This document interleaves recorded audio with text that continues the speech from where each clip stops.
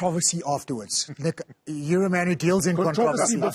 Controversy before. So I think we've got to get the balance right, because I'm sick and tired of talking about the Rassie video and talking about what happened with Warren Gatland. But Warren Gatland started it with his comment about de Klerk's tackle, where he said that should have been a red card. He doesn't understand why. His comment about the TMO being South African, and his comment about Rassie being a water boy. So already he was putting pressure on the referees before, and there's no question our TMO was under pressure in that first test. So I don't want to go further than that. I think that had a big part in us losing that.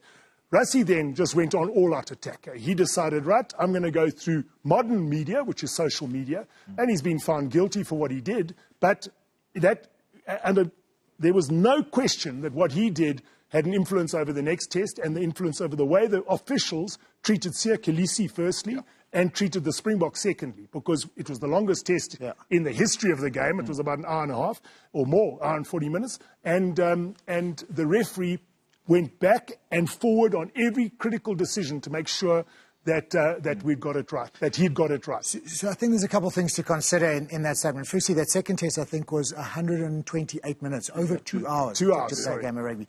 It is the longest test.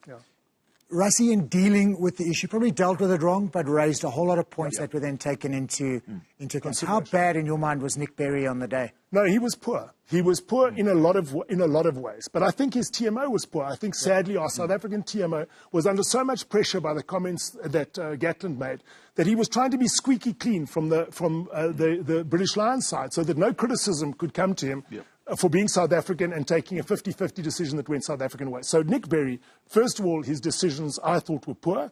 And his treatment of Wyn Jones compared with Siya, there's no question that Siya wasn't respected as much as Wyn Jones was.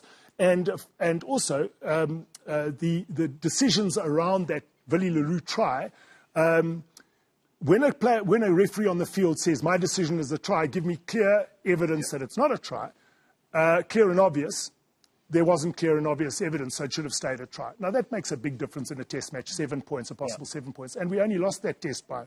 The big thing for me, with Rassie's video was the amount of factual evidence. He wasn't thumb-sucking. He took the law and he took what happened on the field with the footage, and he based it on factual evidence, and that's why I questioned it. The second thing was in the way he actually addressed it.